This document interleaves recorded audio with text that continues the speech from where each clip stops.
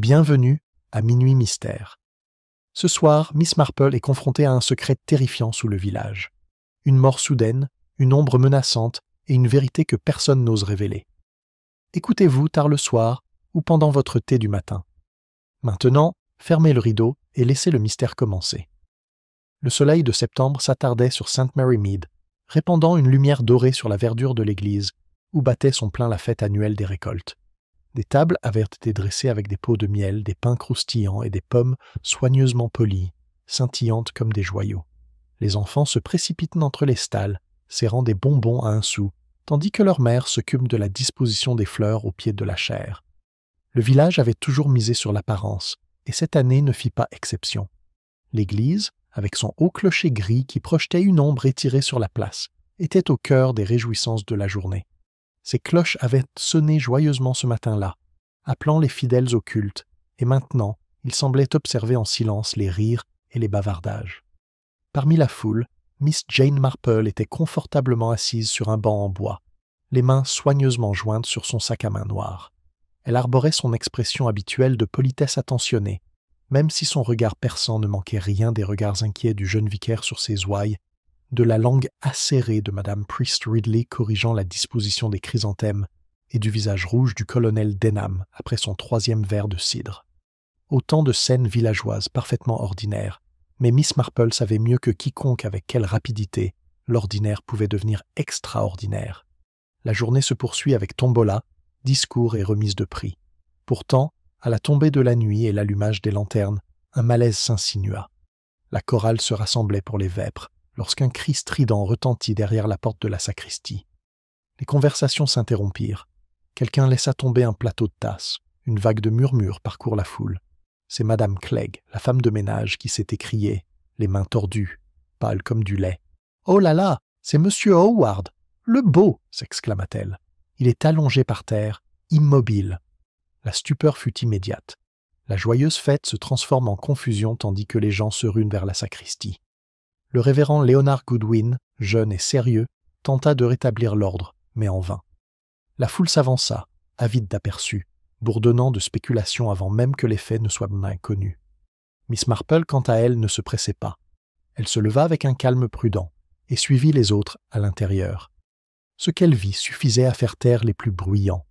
M. Howard, le bedeau de longue date, gisait affalé sur le sol de pierre, sous l'étroite fenêtre, le visage tourné vers l'ombre menaçante du clocher. Un calice brisé brillait à côté de lui, reflétant la lumière de la lanterne tel un éclat d'accusation. Le village de St. Mary Mead, si joyeux quelques instants auparavant, se trouvait au bord d'une autre histoire qu'il n'avait pas demandée mais qui, Miss Marple le savait, se déroulait déjà tranquillement. La sacristie resta bondée longtemps après que le corps immobile de M. Howard eût été porté avec révérence dans la chambre voisine. Le révérend Goodwin, pâle et secoué, tenta de congédier l'assemblée, les exhortant à rentrer chez eux en attendant l'arrivée du médecin. Pourtant, personne ne souhaitait vraiment partir. La curiosité s'accrochait aux villageois comme le lierre à la pierre, serrant ses vrilles plus fort à chaque spéculation murmurée. Madame Price Ridley fut la première à retrouver sa langue. « J'ai toujours dit qu'il y avait quelque chose d'étrange chez M. Howard, déclara-t-elle, sa voix aiguë coupant les murmures. Trop calme, et il aimait s'attarder à l'église aux heures où les honnêtes gens dorment. Croyez-moi, il gardait des secrets. »« Des secrets ?» répéta mademoiselle Hartnell, ajustant son pince-nez avec une énergie nerveuse. « Absurde, Price Ridley. C'était une créature aussi douce que possible. Mais les accidents arrivent. Peu hâté-il trébucher sur ses propres pieds, le pauvre homme, et s'est cogné la tête. »« Des accidents ?» renifla Madame Price Ridley. « On ne meurt pas de maladresse, mademoiselle Hartnell. » Le colonel Denham, large d'épaules, et rouge de cidre et d'indignation, s'avança. Malheureusement, toutes ces rumeurs, avant même que les faits ne soient ni connus, tonnaque-t-il. L'homme n'est pas froid, et nous voilà à parler de secrets et d'accidents. Mieux vaut laisser les autorités s'en occuper. Mais même la voix du colonel ne parvint pas à calmer le flot de conjectures. Madame Clegg, tremblante mais savourant cette rare attention, répéta le récit de sa découverte de M. Howard allongé là, le calice brisé à côté de lui. Elle insista à plusieurs reprises sur le détail du calice, son regard se portant vers son auditoire comme pour l'approuver. Pour elle, le vase brisé était la preuve d'un danger imminent.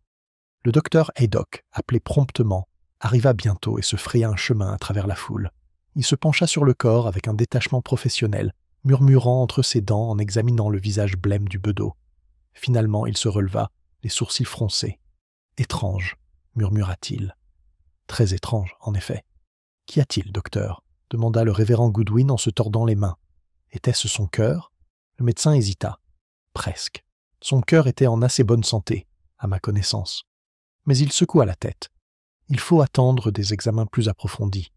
Pour l'instant, je peux seulement dire que les circonstances sont inhabituelles, que mots inhabituels propagés, comme des étincelles dans l'herbe sèche. Les villageois l'emportèrent hors de l'église et dans les ruelles éclairées de St. Mary Mead, la répétant avec délectation. Lorsque les premières étoiles percèrent le ciel du soir, tout le village bourdonnait de théories. Dans les cuisines, les salons et les pubs, les langues se délinent furieusement. À l'auberge du Sanglier Bleu, Maître Symington, l'avocat, se pencha par-dessus le comptoir pour se confier à Maître Petrick, le propriétaire. « Inhabituel, dit le médecin. Croyez-moi, cela signifie un acte criminel. Howard devait savoir quelque chose de dangereux. »« Dangereux ?» répéta Petrick en polissant un verre. « Howard ? Eh bien, cet homme était plus occupé à polir des chandeliers en laiton qu'autre chose. Quel danger pouvait-il y avoir là-dedans ? Des chandeliers ? » Symington renifla. « Vous sous-estimez ce que les hommes cachent sous une apparence tranquille. Je l'ai vu assez souvent au tribunal. » À l'autre bout du bar, le jeune Tommy Pierce murmura avec enthousiasme à ses compagnons. « J'ai entendu dire que c'était du poison, insista-t-il. Une goutte s'était glissée dans son cidre au festival. C'est pourquoi il s'était effondré. » Ses compagnons haltèrent, excités, terrifiés. La vérité importait peu comparée au drame de l'histoire. Pendant ce temps, dans le salon de Madame Inbantry, un petit cercle de dames s'était réuni avec leurs tricots. « Le calice est la clé, déclara mademoiselle Hartnell. Madame Clegg dit qu'il était brisé à côté de lui. Peut-être était-il en train de le polir et avait inhalé une substance infecte. »« Absurde, répondit Madame Price Ridley. C'était une lutte, évidemment. Quelqu'un l'a frappé. Qui ? Je ne peux pas encore le dire, mais je n'exclurai pas cet horrible monsieur Giles qui a emménagé dans le cottage au printemps dernier. Nous ne savons rien de lui. » La jeune épouse du révérend, Madame Goodwin, joignit les mains. « Oh, ne dites pas de telles choses. Penser à un meurtre dans notre village me glace le sang. Pauvre monsieur Howard, il était toujours si courtois. »« La courtoisie est un masque, » rétorqua Madame Price Ridley. « On ne connaît jamais vraiment les profondeurs de l'abîme. » Tandis que le village se livrait à des spéculations, Miss Marple était assise tranquillement près du feu de son salon. Elle avait décliné les invitations à se joindre aux diverses petites réunions, préférant sa propre compagnie et ses aiguilles à tricoter, qui cliquent doucement pendant qu'elle travaillait. À première vue, elle était absorbée par ses points, mais son esprit ruminait sans cesse les fragments qu'elle avait observés. Elle se souvenait du récit tremblant de Madame Clegg, du calice brisé et de l'expression du visage du docteur Haydock. Elle considérait le bedeau comme un homme dévoué à ses devoirs, ponctuel et doux, qui servait l'Église fidèlement depuis des années. Pour la plupart, c'était un personnage ordinaire, mais Miss Marple savait que les personnages ordinaires réservent souvent les plus curieuses surprises. Elle songea aussi à la nature humaine, à la fréquence à laquelle de petites rancœurs couvaient sous la surface de la vie villageoise. Un affront insouciant, une vieille jalousie, une vérité maladroite entendue par hasard de telles choses pouvaient s'envenimer, invisibles, jusqu'à éclater avec une violence choquante. Et malgré les spéculations frénétiques des autres, Miss Marple pressentait que cette mort, gisant à l'ombre du clocher, avait des racines plus profondes qu'un simple accident. Ses yeux bleus perçants scintillèrent, tandis qu'elle posait une autre maille. Elle n'avait pas encore de réponse, seulement des intuitions. Mais ces intuitions suffisent souvent, avec de la patience. Le lendemain matin, à St. Mary Mead, une épaisse brume s'accrochait aux haies et étouffait les bruits du village. Pourtant, le brouillard ne parvenait pas à calmer les voix qui s'échappaient des chaumières comme des boutiques. Toutes les conversations, quelle que soit leur origine, ramenaient inévitablement au même sujet, la mort de M. Howard. Le laitier, en tournée, fut arrêté pas moins de 6 fois pour raconter ce qu'il avait entendu d'un individu présent. À la poste, Mademoiselle Hartnell exigea qu'un télégramme soit envoyé à sa cousine de Bath, car elle devait être au courant de ces horreurs. Même les enfants, se rendant à l'école à pied, parlèrent avec enthousiasme de poisons, de vols et d'étrangers et mystérieux. Au presbytère, le révérend Goodwin était confronté à un problème délicat. Assis à son bureau, il fixait le sermon du dimanche, à moitié rédigé. Sa foi le poussait à parler de réconfort et de divine providence, mais l'ombre du soupçon pesait lourdement sur lui. Ses ouailles attendaient de lui calme, rassurant, sûr de lui. Mais il était jeune, encore incertain de son rôle, et la tragédie minait sa confiance. Sa femme, Margaret, tenta de le rassurer. « C'était peut-être son heure, dit-elle doucement. Dieu nous appelle quand il le veut. » Le révérend secoua la tête. « Peut-être. Mais alors pourquoi le docteur Haydock avait-il l'air si troublé? Je crains que ce ne soit pas la fin aussi simple que nous l'espérions. » En milieu de matinée, la police arrive de Much Benham, menée par l'inspecteur Crail, un homme corpulent aux manières vives et à l'approche pragmatique. Il interrogea d'abord Madame Clegg, notant chaque frémissement de son récit, puis reporta son attention sur le révérend et son épouse. Les villageois observèrent avec fascination, le cou tendu, l'inspecteur se déplacer dans l'église. « Accident », ont déclaré certains. « Un meurtre », insistèrent d'autres. « Un vol qui a mal tourné », suggéra une autre voix. Mais au milieu de tout ce bruit, les observations calmes de Miss Marple restèrent les siennes. Elle écoutait, notait, se souvenait. Et tandis que la brume se dissipait du village, les premières esquisses d'un motif se formèrent dans son esprit. Elle ne dit rien pour l'instant. Mais elle observerait et elle attendrait, car la vérité, elle le savait, était rarement loin de la surface, pour peu qu'on ait la patience de la voir.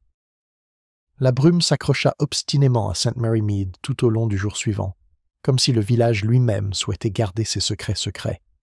Les cloches de l'église restèrent silencieuses, leur silence contrastant fortement avec les voix étouffées qui emplissaient les ruelles et les salons.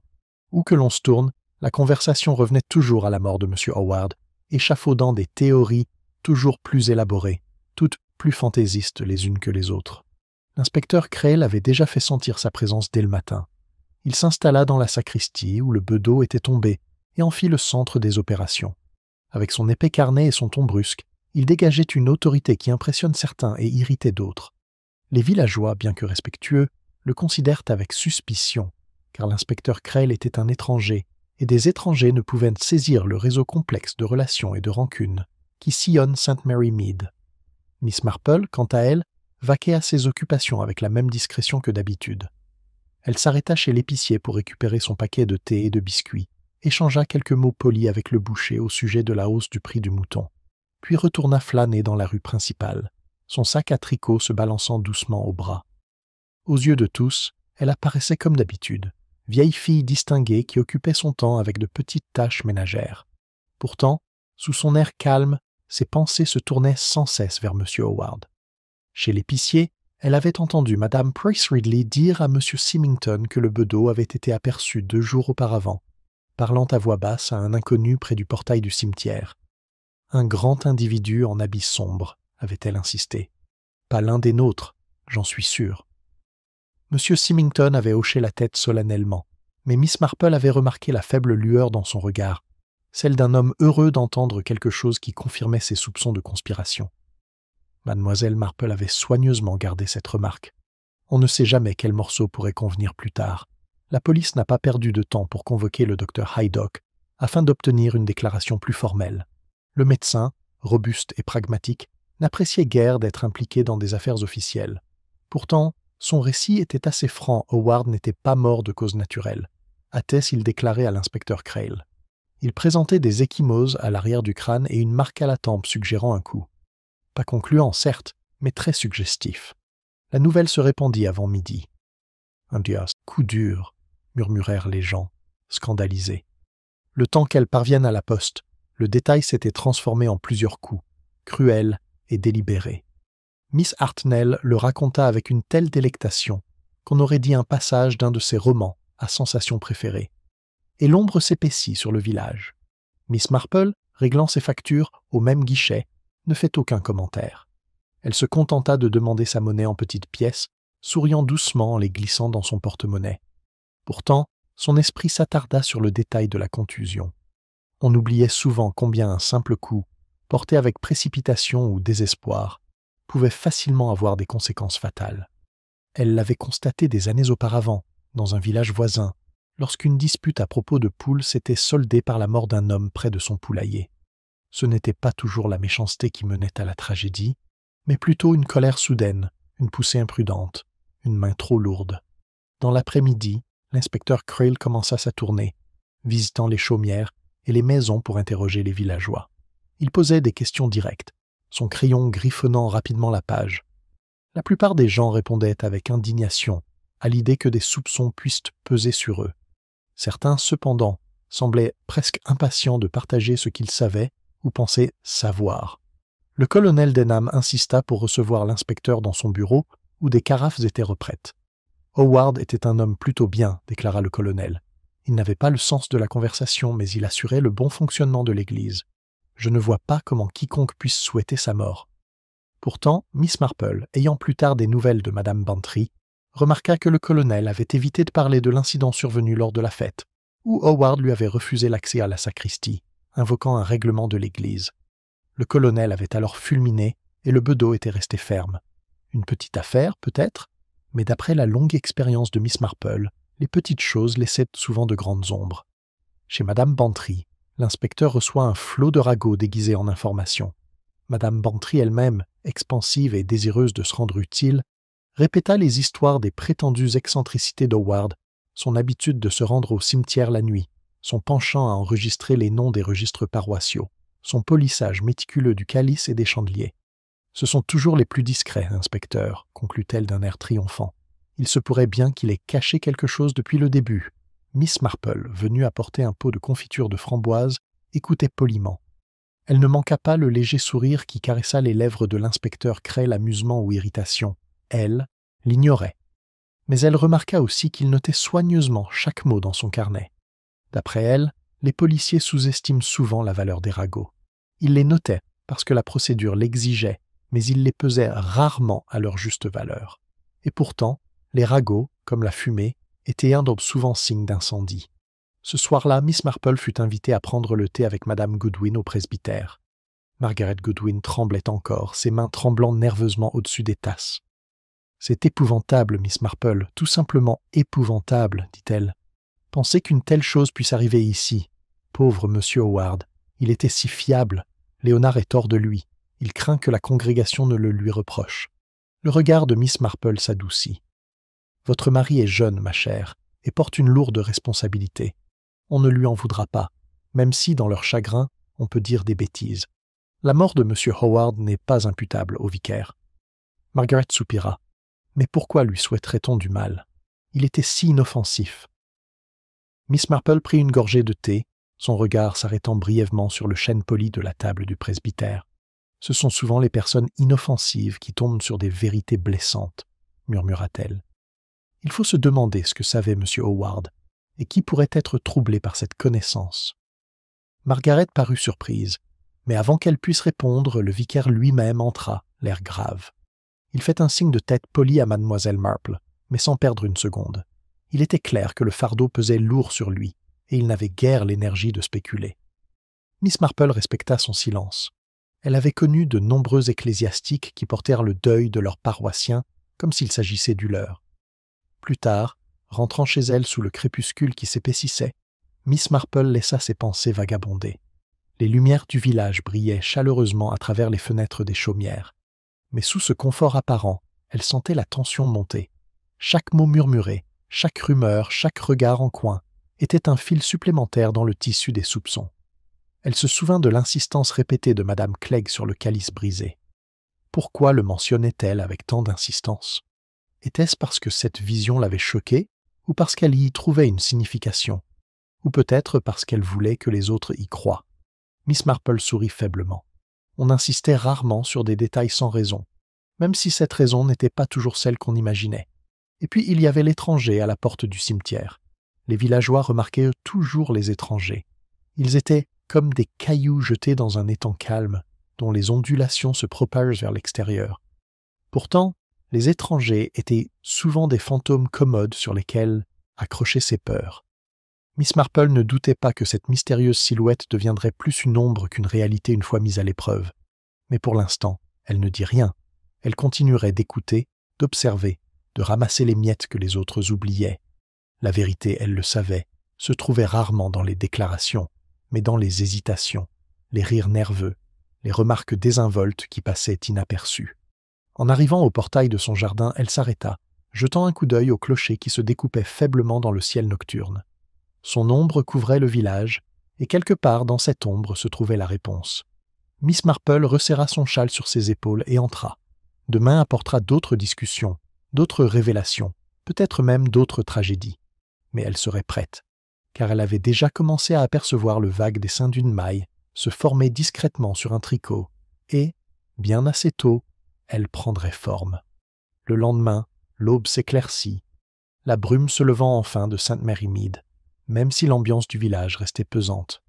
Le soleil, dorant le clocher et réchauffant les ruelles pavées, semblait presque indécent face au sombre murmure qui continuait de circuler. Pour tous les villageois, la question n'était plus de savoir si M. Howard était mort naturellement. Le diagnostic de contusion du docteur Haydock avait mis fin au débat, mais plutôt de savoir qui parmi eux avait bien pu commettre une telle chose. L'inspecteur Crail, pragmatique et réfléchi, n'a pas perdu de temps pour orienter les soupçons. À ses yeux, la réponse était claire. Opportunité, mobile, moyen. Il était convaincu que le suspect le plus évident était généralement le bon, et il avait déjà arrêté son choix sur un nom.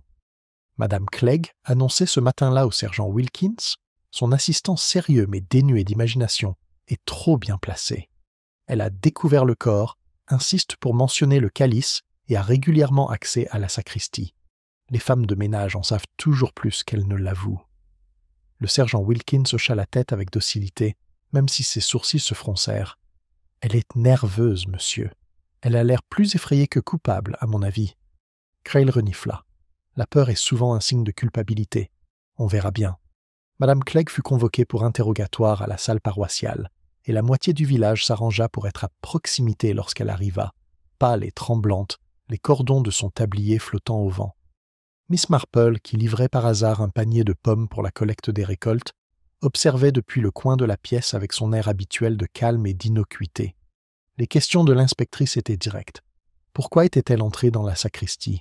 Elle s'était disputée avec M. Howard, n'avait pas été réprimandée un jour pour avoir laissé les chandeliers éteints? Madame Clegg protesta avec véhémence, la voix tremblante. « Je ne l'ai jamais touché. Je suis allé ranger le linge seulement après les vêpres, et il était là, étendu, immobile. Oh, monsieur, je ne ferai jamais de mal à personne. » Ses mains se tordirent d'agitation et, à un moment donné, elle fondit en larmes, ce qui ne sembla que renforcer les soupçons de Crail. Miss Marple, cependant, remarqua quelque chose d'assez différent. À travers ses larmes, Madame Clegg répétait sans cesse sa mauvaise réputation et la façon dont les gens étaient toujours prêts à la critiquer. C'était l'appel de quelqu'un habitué depuis longtemps à la suspicion, mais qui ne la méritait pas forcément. Miss Marple avait déjà observé de tels schémas, où la culpabilité était présumée simplement parce que la personne était opprimée. Pendant ce temps, d'autres suggérèrent rapidement d'autres suspects. Le colonel Denham, interrogé, déclara haut et fort que Howard avait été un homme têtu, toujours à s'immiscer. Il raconta, avec plus de vivacité que de précision, l'incident survenu lors de la fête, lorsque Howard lui avait refusé l'entrée de la sacristie. D'une autorité infernale, le colonel grogna. Il ne serait pas surpris que la moitié de la paroisse lui en veuille. Son attitude était impudente, mais son visage rougissant trahissait que la querelle était toujours vive. Madame Bantry, bavardant plus tard derrière la haie de son jardin, confia à mademoiselle Hartnell. « À mon avis, le colonel s'est emporté cette nuit-là. C'est un homme impétueux, et Howard n'était pas du genre à reculer. On aurait facilement pu en venir aux mains. » La théorie se répandit rapidement et le soir venu, le nom du colonel était sur autant de lèvres que celui de madame Clegg. L'inspecteur Crail, cependant, préférait la simplicité de la femme de ménage. Un colonel pouvait fanfaronner, mais le meurtre était indigne d'un homme de son rang. Du moins le pensait l'inspecteur. Miss Marple, sirotant son thé au salon des Bantry, pensait autrement. La position sociale ne protégeait pas la fragilité humaine. L'orgueil, le ressentiment, la dignité blessée étaient des motivations aussi puissantes que la cupidité ou la peur. Une nouvelle rumeur circula concernant le nouveau résident, M. Giles, qui avait loué ce printemps-là la maisonnette recouverte de lierre à la périphérie du village. Homme d'origine incertaine, solitaire par nature, il n'avait guère cherché à se faire aimer de ses voisins. Ses voyages occasionnels à Londres, conjugués à sa réticence à participer aux activités paroissiales, en faisaient un sujet de suspicion facile. J'ai toujours dit qu'il y avait quelque chose de louche chez cet homme, proclama Madame Price Ridley avec délectation. Il ne va jamais à l'église, est réservé et fume ses horribles cigarettes étrangères. Croyez-moi, c'est lui qui a semé le trouble à Saint. Mary Mead, maître Symington, l'avocat, appuie sa théorie par un artifice juridique. Howard, en tant que bedeau, avait les clés de l'église. Giles souhaitait peut-être y conserver quelque chose de valeur. Devant le refus de Howard, Giles le réduisit au silence. L'histoire semblait assez plausible aux amateurs d'intrigue, et bientôt M. Giles fut regardé d'un mauvais œil chaque fois qu'il apparaissait au village. Il la supporta avec un dédain discret, mais Miss Marple, l'observant depuis le portail de son jardin un après-midi, remarqua la lassitude de l'homme. Non pas la lassitude de la culpabilité, songea-t-elle, mais la lassitude d'un homme trop souvent incompris. L'inspecteur Crail poursuit son enquête, interrogeant commerçants, enfants et même le laitier, mais son filet ne fait aucune prise définitive. Trop d'histoires, trop peu de faits, grommela-t-il en refermant son carnet avec un claquement sec. Mais je ne me laisserai pas tromper par les ragots du village. Madame Clegg reste notre meilleure piste. Pendant ce temps, Miss Marple se mit à tricoter avec plus d'ardeur que d'habitude, ses aiguilles cliquetant comme si elles suivaient le rythme de ses pensées. Elle repensa à chaque suspect tour à tour Madame Clegg, trop timide et désireuse de laver son nom, le colonel Denham, trop prompte à irriter M. Giles, trop distante, mais peut-être pour des raisons étrangères au crime. Elle remarqua l'air distrait du révérend Goodwin, les regards inquiets de sa femme, l'empressement de l'avocat Symington à élaborer des théories légalistes. Dans tous ces cas, elle percevait des faiblesses humaines, mais la faiblesse n'était pas toujours synonyme de culpabilité. Elle se souvenait aussi de détails, le dévouement d'Howard à ses devoirs, sa tenue rigoureuse des registres paroissiaux, sa tendance à s'attarder près du cimetière. Ceux qui s'attardent voyaient souvent des choses qu'ils n'auraient pas dû voir. De quoi Howard avait-il été témoin, et qui, craignant d'être démasqué, pourrait le frapper? Ce soir-là, au Blue Boar, la conversation s'échauffa. Le jeune Tommy Pierce, que Howard avait réprimandé pour avoir escaladé le toit de l'église en été, se vanta avec insouciance que quelqu'un avait dû en avoir assez de ses vieilles remarques. Ses amis rirent, mais leur rire était teinté d'inquiétude, car même en plaisantant, l'idée que l'un d'eux puisse être soupçonné n'avait plus rien d'amusant. Le propriétaire, M. Petterick, tenta de faire taire la conversation. « Mieux vaut éviter les spéculations, » dit-il gravement, de peur que l'inspecteur ne les prenne au sérieux. Mais les spéculations étaient le moteur de St. Mary Mead, et rien ne pouvait les en empêcher. Miss Marple, passant par là en rentrant chez elle, ne capta que des bribes de bavardage à travers les fenêtres ouvertes. Elle sourit faiblement. On parle plus librement lorsqu'on se croit invisible, et elle avait appris depuis longtemps que de telles bribes étaient souvent plus précieuses que des réponses directes. La journée s'est terminée par une réunion au presbytère, où l'inspecteur Crail a informé le révérend Goodwin et quelques responsables de la paroisse. « Nous avons nos suspects, a-t-il déclaré, l'air de vouloir clore l'affaire. Madame Clegg reste sous étroite surveillance. Si nécessaire, nous insisterons davantage. Mais pas de panique, justice sera faite. » Le révérend, las mais digne, murmura une prière pour l'âme du défunt. Margaret Goodwin s'essuie les yeux, et les autres hochèrent la tête solennellement. Miss Marple, assise tranquillement dans un coin, inclina la tête. Elle remarqua très vite, trop vivement, le regard satisfait de l'inspecteur. Un homme satisfait de la netteté de sa théorie, peu disposé à voir que la netteté était rarement la vraie nature de la vie. En partant, elle repensa à Howard, étendu dans l'ombre de la sacristie, le calice brisé à ses côtés. Il y avait là une signification que seule elle semblait encline à explorer. Et si l'inspecteur était prêt à clore le cercle de ses soupçons, Miss Marple savait que le schéma du crime était loin d'être achevé. Les fils commencèrent à peine à s'en mêler, et bientôt, ils révéleraient une trame bien plus sombre. La semaine s'écoulait, et bien que le soleil d'automne baignait St. Mary Mead d'une douce chaleur, le village lui-même était pétrifié d'inquiétude. La suspicion s'était insinuée dans la vie quotidienne comme un courant d'air sous une porte.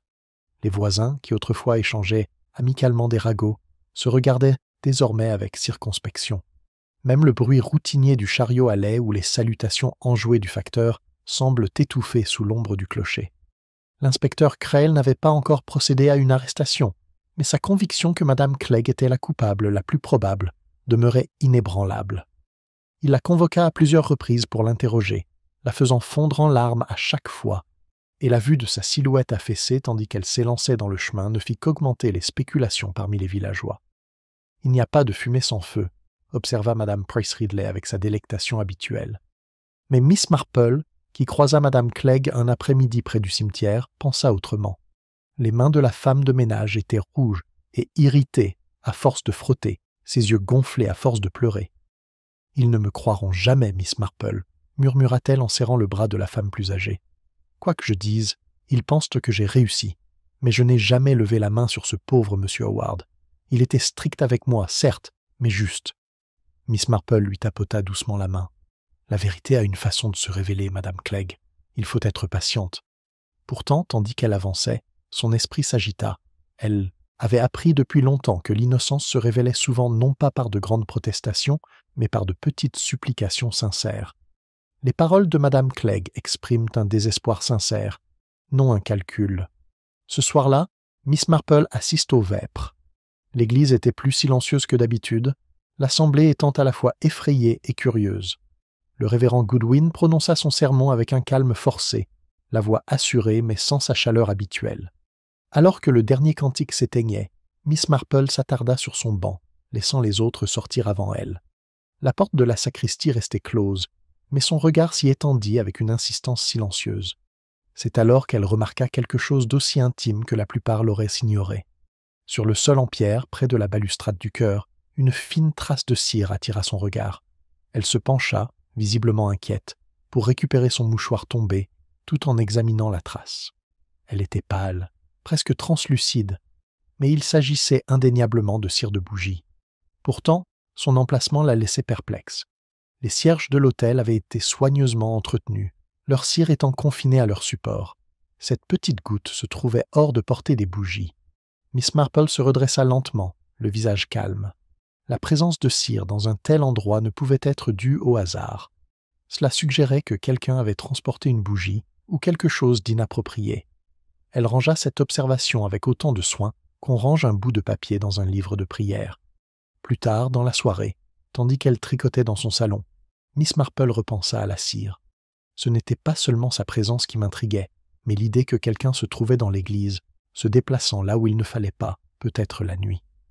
M. Howard, toujours aux aguets, aurait pu les surprendre sur le fait, et il en avait payé le prix fort. Elle se souvenait de la minutie avec laquelle Howard s'acquittait de ses tâches, le polissage minutieux du calice, le verrouillage des portes, l'ordre des registres. Un homme comme lui n'aurait pas négligé une trace de cire. Il aurait même pu la signaler innocemment à la mauvaise personne.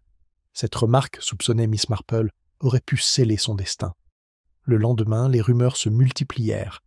À la poste, mademoiselle Hartnell affirme avoir vu le colonel Denham arpenter le cimetière le soir de la fête, longtemps après la fin des festivités. Il prétendait chercher son chien, dit-elle en reniflant. Mais j'ai toujours trouvé cela suspect. Un homme n'a pas besoin de passer par la sacristie pour trouver un épagnol. M. Symington s'empara avidement de l'histoire. « Voyez-vous, cela étaye la thèse d'une dispute, dit-il en ajustant ses lunettes. Howard le confronta, un échange de mots s'engagea, et un coup fut porté. Ouvrez et fermez. Mais Miss Marple, déposant discrètement une lettre au comptoir, n'en était pas convaincue. Le colonel Denham avait du caractère, certes, mais c'était aussi un homme qui tenait aux apparences. Une bagarre entre ivrognes pouvait ternir sa dignité, mais un meurtre était une toute autre affaire. Pourtant, elle n'écarte pas cette possibilité. La nature humaine, elle le savait, pouvait se surprendre elle-même. Pendant ce temps, les soupçons continuaient de peser sur M. Giles, le nouveau venu solitaire. Il avait été aperçu à l'aube, revenant d'une promenade vers la route de la gare, et Madame Price Ridley s'empressa de déclarer que c'était une preuve de culpabilité. « Il était allé envoyer un message, croyez-moi, » dit-elle à qui voulait l'entendre. « Les criminels communiquent toujours avec leurs complices. C'est ce que disait mon frère pendant la guerre. » Miss Marple, apprenant cela plus tard de la bouche de Madame Bantry, s'autorisa un léger sourire. On confond souvent secret et culpabilité.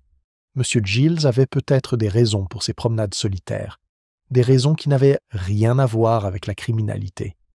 Pourtant, elle naît mentalement.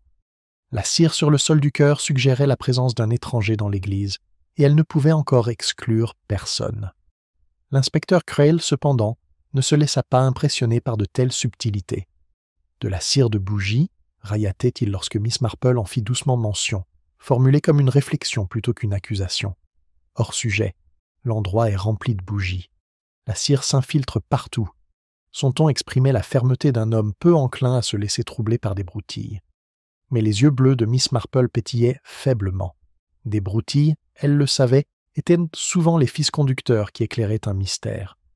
On écartait ce qui ne collait pas parfaitement à ses hypothèses, mais elle avait construit sa compréhension du monde précisément sur ces détails négligés.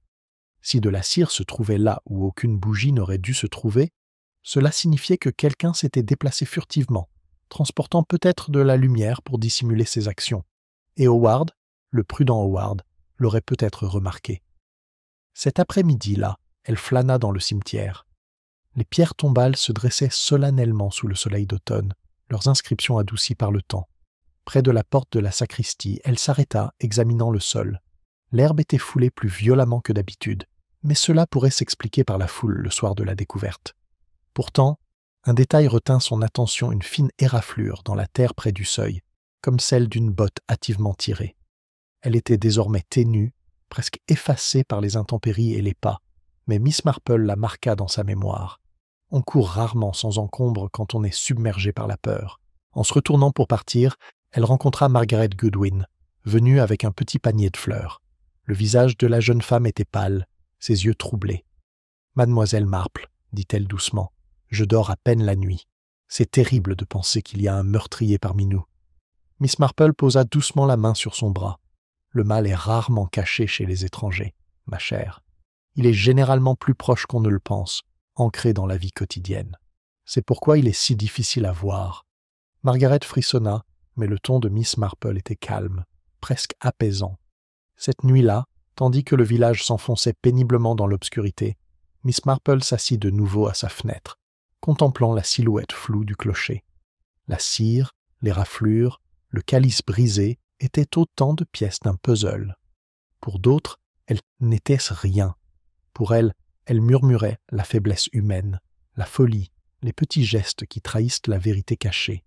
L'inspecteur rétrécissait son cercle autour de Madame Clegg, satisfait de sa théorie simpliste. Les villageois nourrissaient leurs soupçons favoris, chacun guidé par leurs préjugés et leurs fantaisies. Mais Mademoiselle Marple savait que la vérité était plus subtile, se cachant discrètement dans les détails que les autres ignoraient.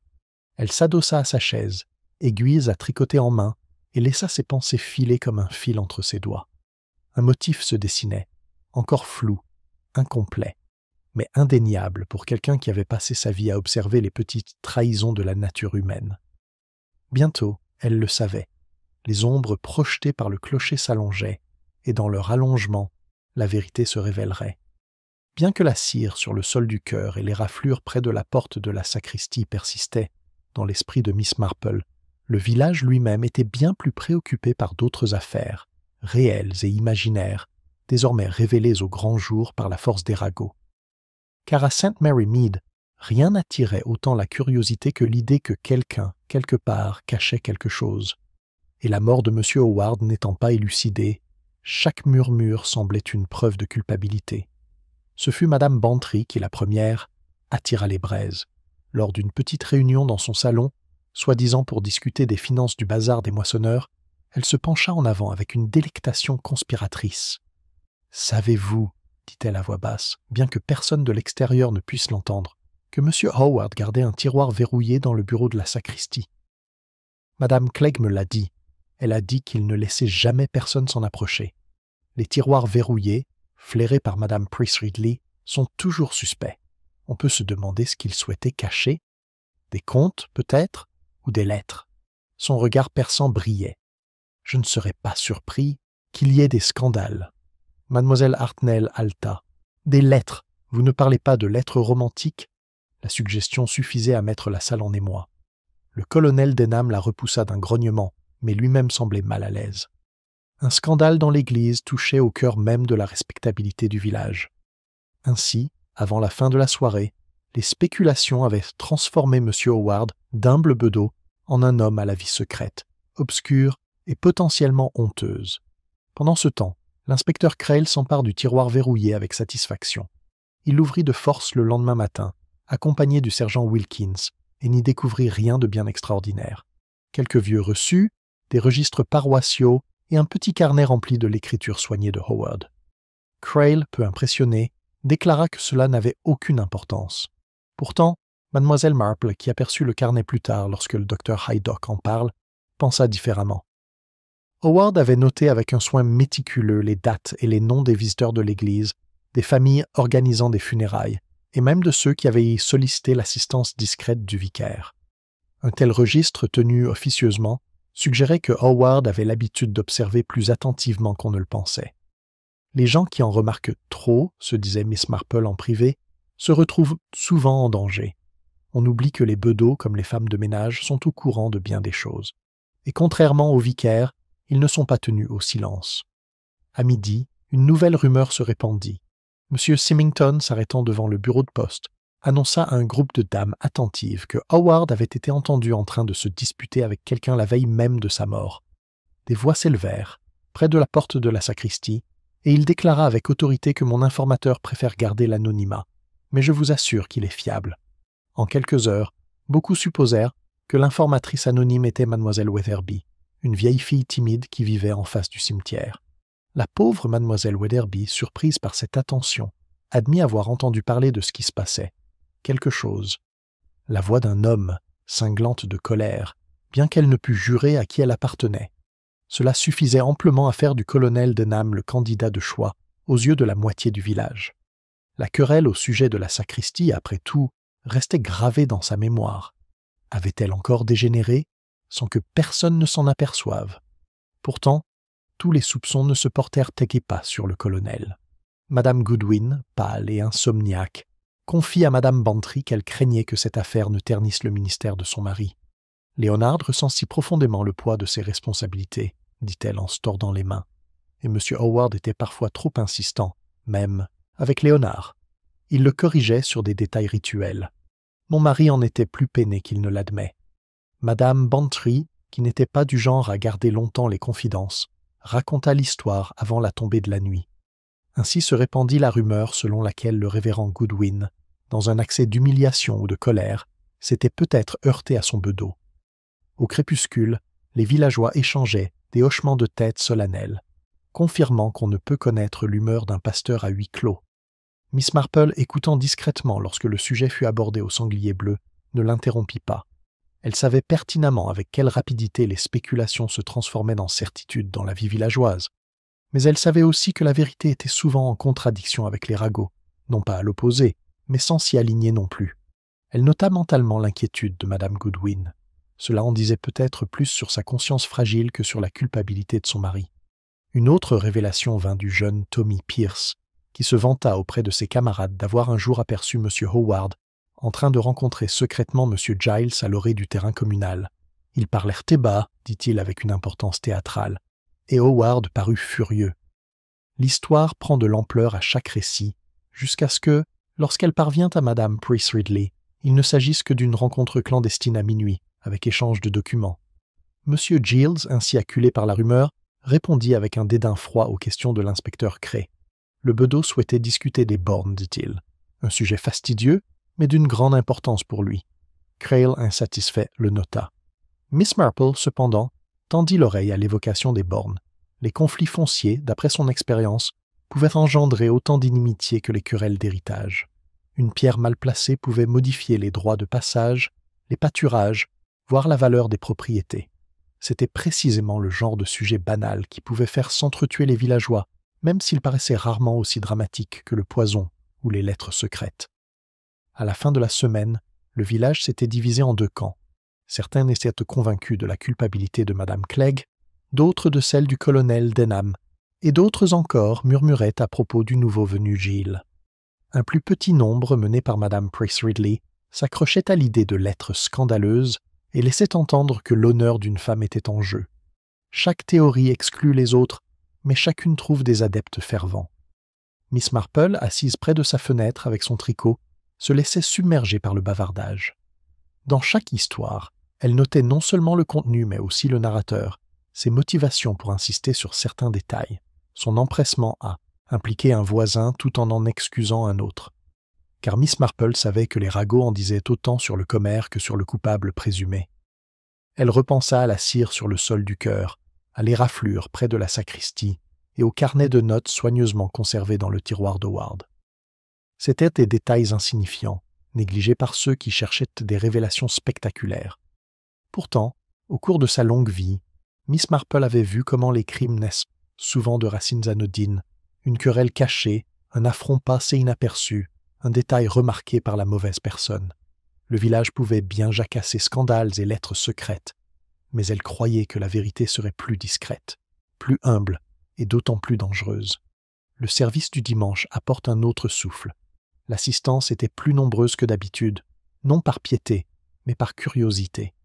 Les gens tentent le coup pour jeter un coup d'œil à la sacristie. Et lorsque le sermon du révérend aborda le pardon et le péché caché, plus d'un regard se tourna nerveusement vers les voisins. Ensuite, la congrégation se répandit dans le cimetière, bourdonnant comme des abeilles dérangées dans leur ruche. L'inspecteur Crail, raide dans son uniforme, se tenait à la porte, visiblement ravi de l'air de contrôle qu'il dégageait. Pourtant, Miss Marple, passant avec un signe de tête poli, le trouvait trop satisfait, trop complaisant. Il était sûr que le filet se refermera bientôt. Mais les filets, d'après son expérience, attrapèrent souvent le mauvais poisson. Elle s'arrêta un instant sur le chemin du cimetière, levant les yeux vers le clocher dont l'ombre s'étendait sur les tombes. La nature humaine, murmura-t-elle, est bien plus complexe que ne l'imagine l'inspecteur Crail. Et sur ces mots, elle rentre chez elle, l'esprit déjà occupé à résoudre l'énigme. Les fils de la vérité se tissent lentement. Mais tandis qu'elle réfléchissait, elle sentait que davantage allait encore se produire une nouvelle ondulation, une autre perturbation qui assombrissait encore davantage les eaux. Car les secrets, une fois agités, restaient rarement sans conséquence. Le village, déjà agité par les rumeurs et les spéculations, se retrouva à nouveau secoué le mardi matin suivant les funérailles de M. Howard. L'enterrement avait été silencieux, digne et sombre, malgré les murmures qui circulaient jusque dans le cimetière. Mais le calme qui suivit fut de courte durée. À l'aube du lendemain, un nouvel événement accentua les soupçons, faisant trembler les nerfs du village comme des feuilles sous une soudaine rafale. C'est le jeune Tommy Pierce, espiègle et agité, qui fit la découverte. Envoyé par sa mère chercher du petit bois dans le tas de bois près du mur du cimetière, il s'égara vers la sacristie, la curiosité le piquant comme une ronce. Regardant par l'étroite fenêtre, il jura avoir vu du mouvement à l'intérieur. Le cœur battant, il s'approcha furtivement, mais trouva la porte entr'ouverte. À l'intérieur, dans la pénombre, un tiroir avait été forcé, celui du bureau de la sacristie qui contenait le carnet méticuleux d'Howard.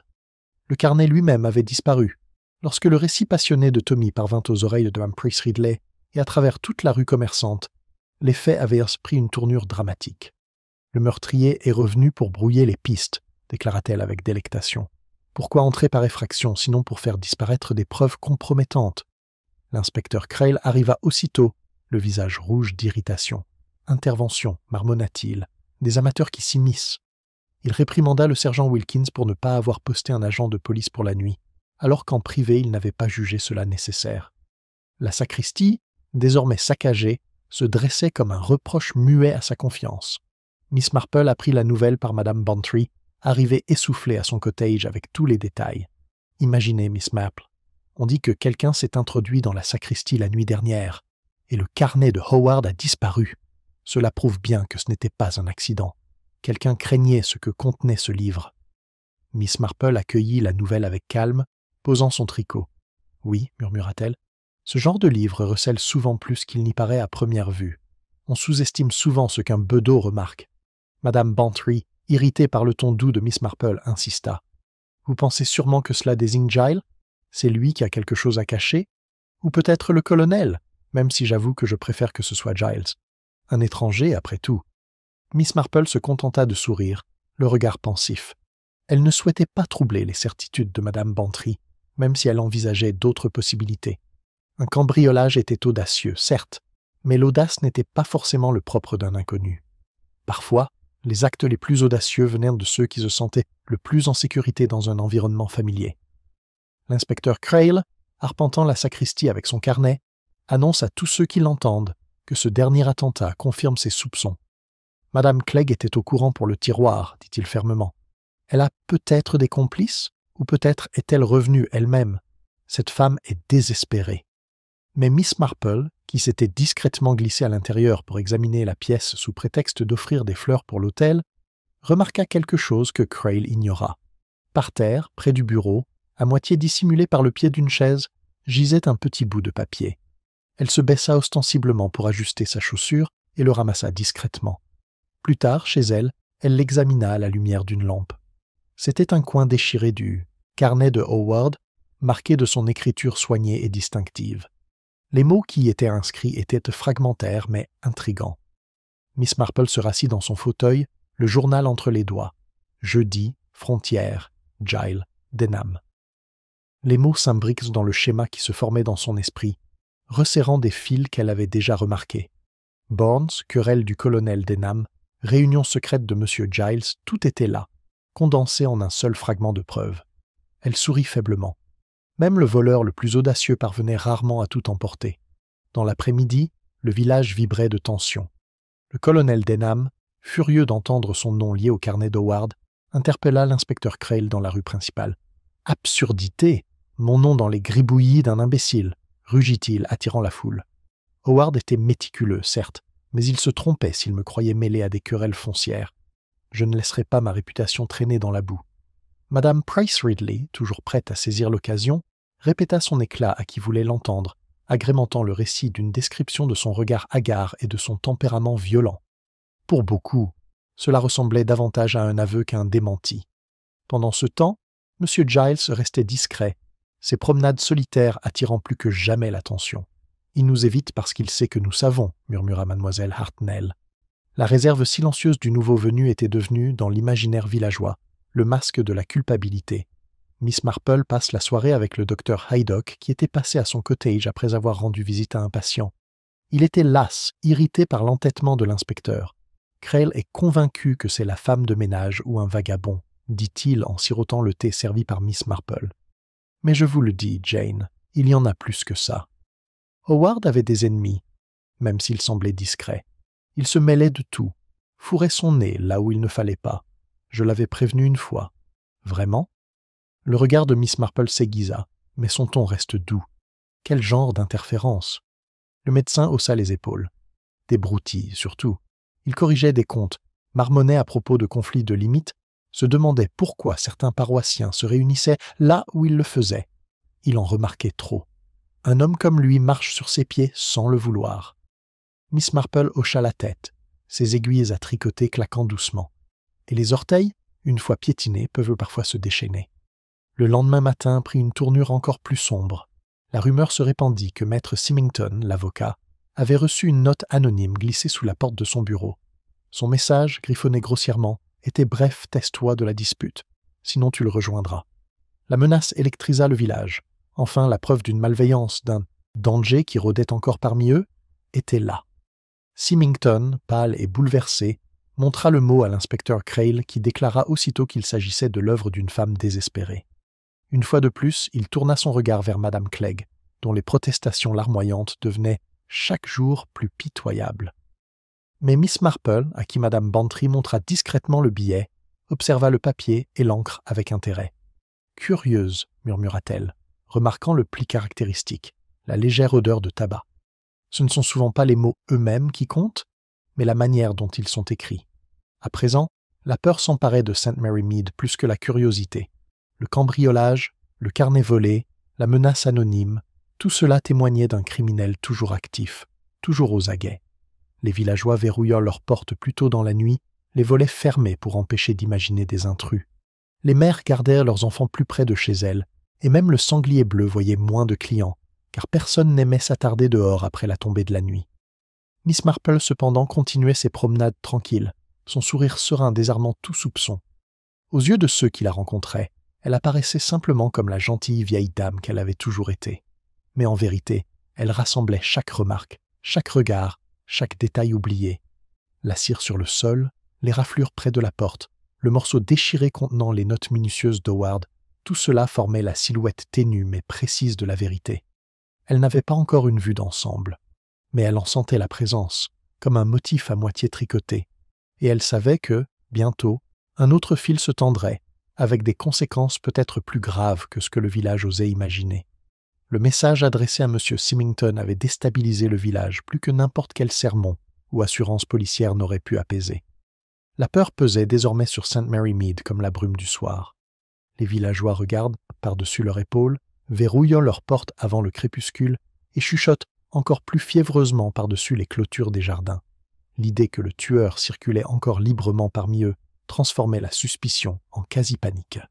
Car lorsque le mal rôdait invisible, chaque visage devenait un masque, chaque voisin un ennemi potentiel.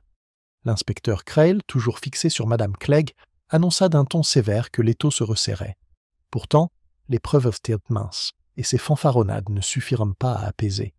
Même le sergent Wilkins, pourtant dévoué, murmura en privé dans le Blue Boar qu'il n'était pas certain que la femme de ménage en ait les moyens. De tels doutes trouvèrent des oreilles attentives. Pendant ce temps, Miss Marple restait apparemment imperturbable. Elle arpentait ses sentiers, familiers, rendait visite à ses amis et faisait claquer ses aiguilles à tricoter. Pourtant, sous son air doux, ses pensées s'agitaient rapidement. Elle voyait clairement ce que les autres ignoraient. La peur elle-même était devenue un outil, orientant les soupçons vers les cibles les plus faciles, tandis que le véritable danger se cachait à la vue de tous. La disparition du carnet d'Howard la rongeait. Elle imaginait ses notes soignées noms, dates et petites observations. Howard n'était pas un commère, mais il était méticuleux. Il avait remarqué des choses, les avait consignées, peut-être innocemment, peut-être avec une satisfaction silencieuse devant sa minutie, et quelqu'un, sachant ce qu'il avait écrit, s'était senti obligé de le faire taire et d'effacer le document. Pourtant, l'effacement n'était jamais parfait. Le morceau déchiré qu'elle avait récupéré jeudi, Frontière, Giles Denham, parlait encore fort. C'était un indice. Mais de quoi? Ces mots pouvaient impliquer une rencontre, une dispute, ou peut-être une simple note concernant les affaires de la paroisse. Et pourtant, l'instinct de Miss Marple lui disait que ces mots clairs contenaient le germe d'une motivation. Les limites n'étaient jamais vraiment simples.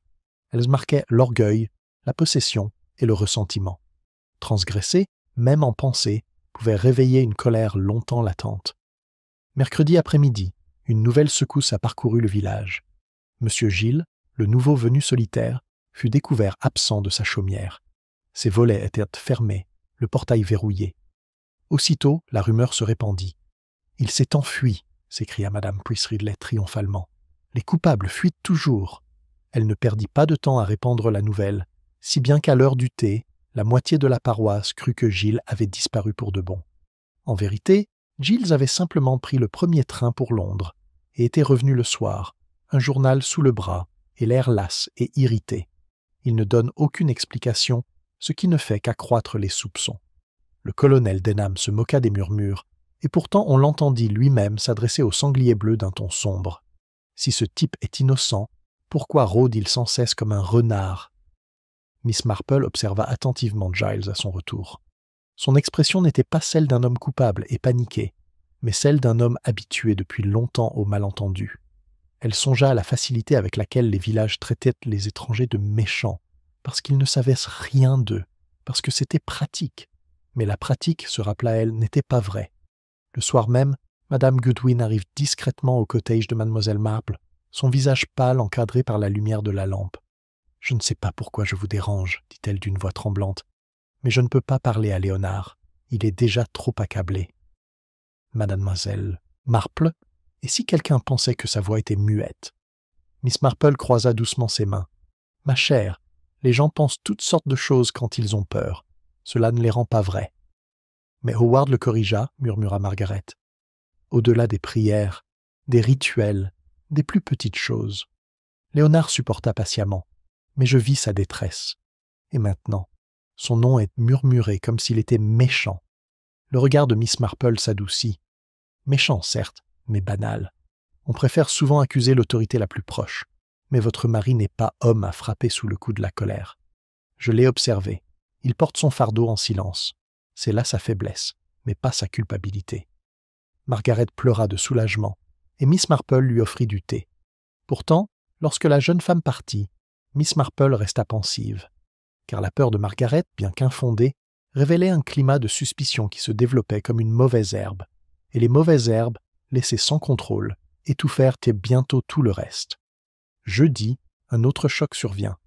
Dans le cimetière, près du mur d'enceinte, des enfants en train de jouer découvrirent une petite boîte, à moitié enfouie dans la terre. En l'ouvrant, elle révéla plusieurs papiers humides et friables, mais l'un d'eux se détacha une page arrachée au carnet de Howard. L'encre était floue, mais on pouvait encore y lire les mots « contestation de frontières » et « Denham and spoken with Giles ». L'inspecteur Crail s'en saisit avec empressement. « Voilà, déclaratif, preuve d'une querelle, preuve d'une conspiration. » Il se pavana dans le village, brandissant le journal comme un trophée. Pour lui, l'affaire était presque résolue. L'un ou l'autre, Denham ou Gillespie, ou les deux, ne tarderont pas à leur arracher la vérité. Mais Miss Marple, à qui Madame Bantry montra le papier plus tard dans la journée, remarqua des détails que l'inspectrice ignorait. La page n'était pas simplement déchirée, mais déchirée à la hâte, comme par peur. Et la boîte qui la cachait n'était pas ordinaire, mais une petite boîte à biscuits, du genre qu'aucun célibataire comme Giles n'aurait jamais conservé. De telles boîtes appartenaient aux cuisines où les femmes régnaient. Miss Marple rangea cette observation, les yeux brillants. Le village était désormais plus profondément divisé que jamais. Les partisans du colonel soutenaient qu'il était trop honorable, trop direct, pour s'abaisser au secret. S'il avait frappé Howard, affirme M. Petterick, il l'aurait fait en plein jour et non dans l'ombre. D'autres prétendaient que c'était précisément son caractère qui le rendait dangereux. Pendant ce temps, Giles, distant et inflexible, attirait de plus en plus de suspicions par son silence même. La pauvre Madame Clegg continuait à souffrir des soupçons, ses protestations n'étant pas entendues. « Je ne fais que nettoyer, Miss Marple, » murmura-t-elle un matin, alors qu'elle se rencontrait près du pré. « Je vois la saleté, pas les secrets. » Mais Miss Marple pensait autrement. Les femmes de ménage voyaient plus qu'elles ne le pensaient. Que Clegg comprenne ou non ce qu'elle avait vu était une autre affaire. Ce soir-là, Miss Marple était assise près de son feu, la lumière de la lampe reflétant ses aiguilles, à tricoter. Elle considérait les fils devant elle, la cire sur le sol du chœur, les raflures sur la porte de la sacristie, les morceaux déchirés du carnet de Howard, la boîte à biscuits. Chacun semblait petit, insignifiant, mais ensemble, ils laissaient entrevoir un motif tissé non par hasard, mais par des mains délibérées. Les villageois, effrayés, s'accrochaient à des idées grandioses et dramatiques, scandales, querelles, complots.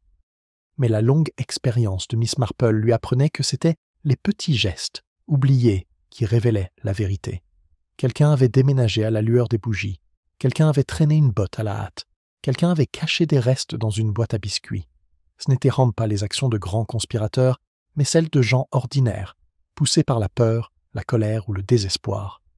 Elle se renversa en arrière, fermant les yeux un instant. Oui, les ténèbres s'épaississent. Mais au fond, elle entrevoit une faible lueur de vérité.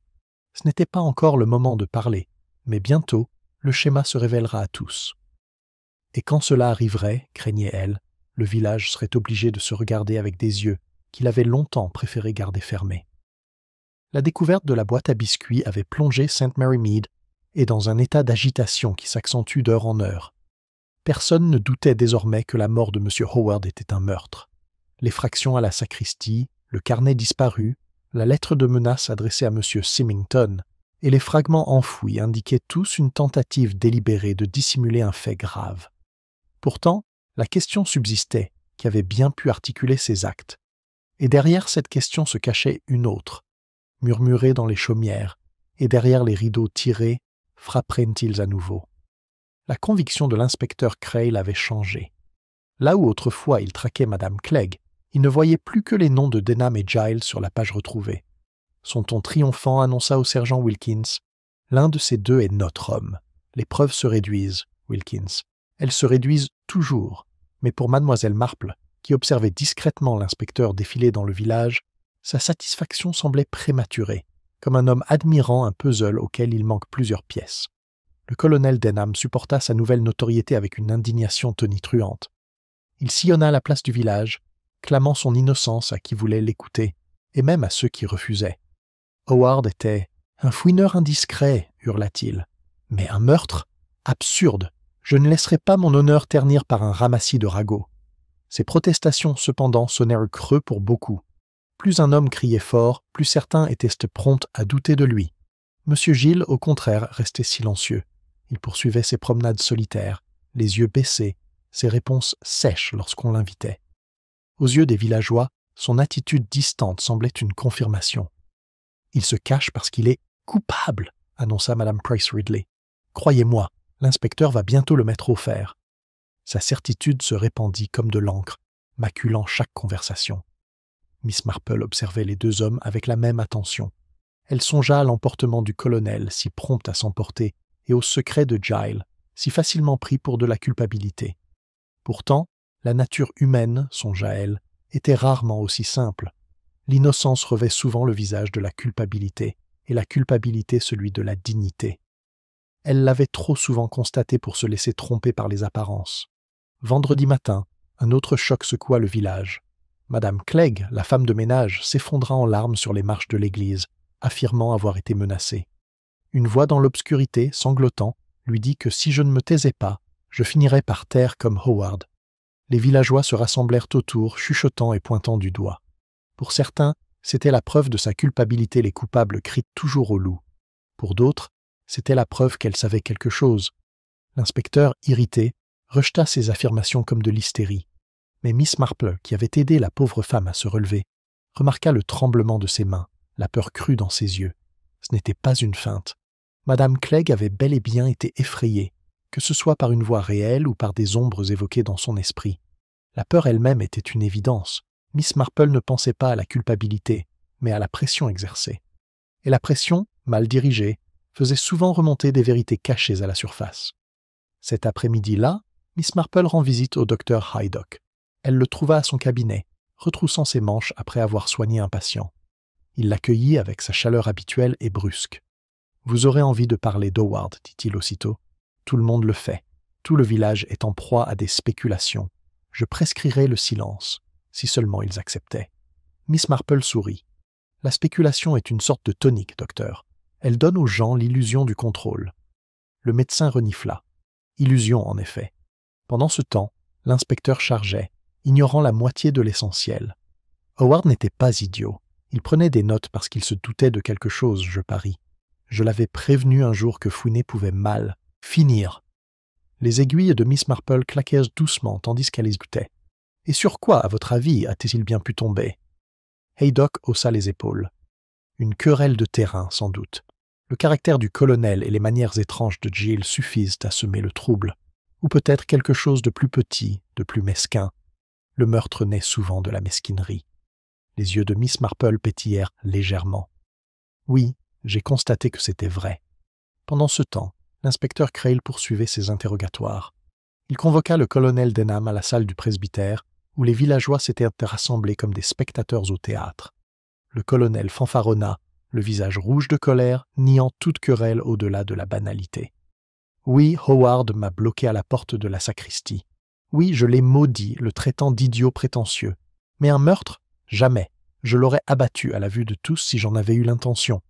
Les hommes d'honneur ne se cachent pas avec des chandeliers dans le noir. Les villageois murmurèrent, certains hochant la tête, d'autres sceptiques.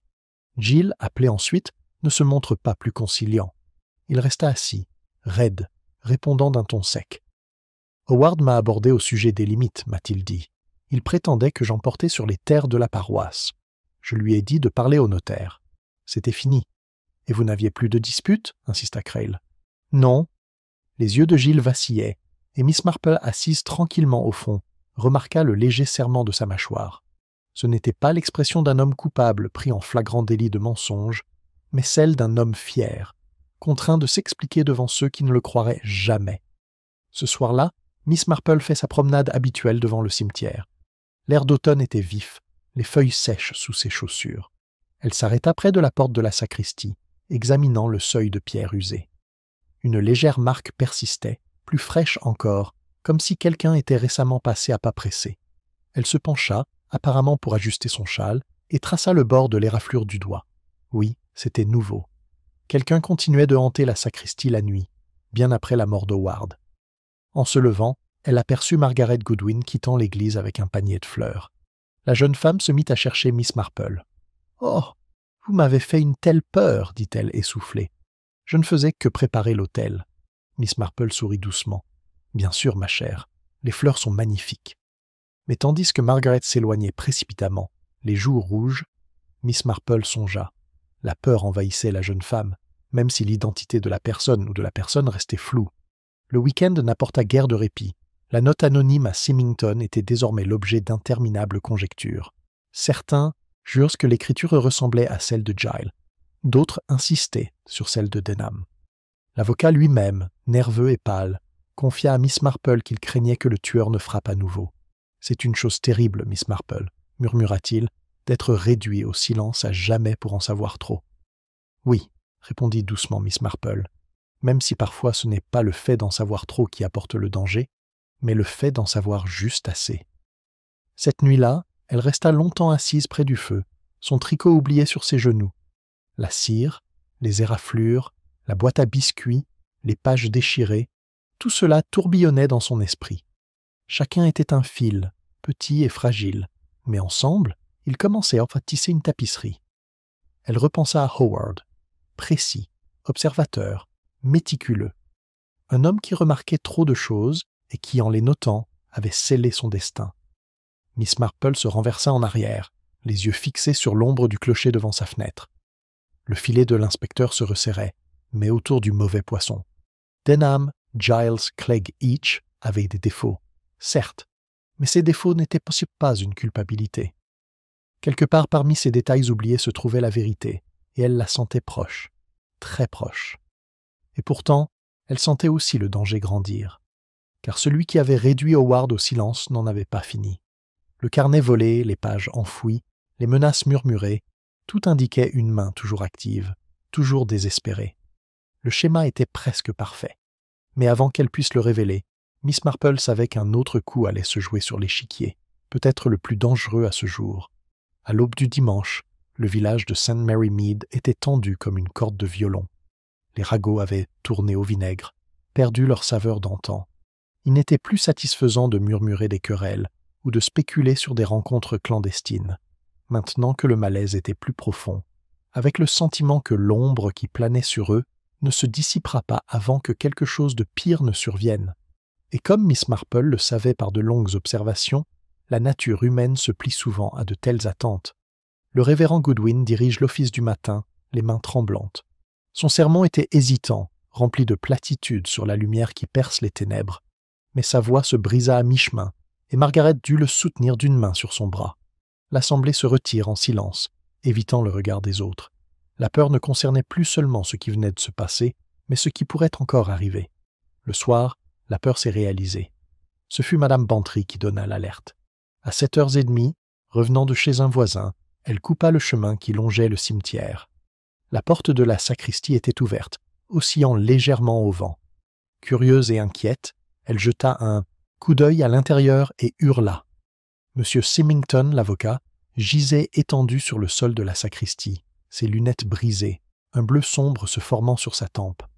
Contrairement à Howard, il n'était pas mort. Il gémit faiblement, un bras tressaillant contre la pierre.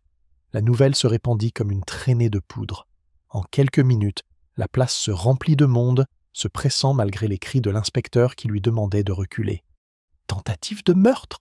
s'exclama Madame Price Ridley, la voix tremblante, mêlée de peur et de triomphe. « J'avais dit que ça allait se reproduire, ne l'avais-je pas dit ?»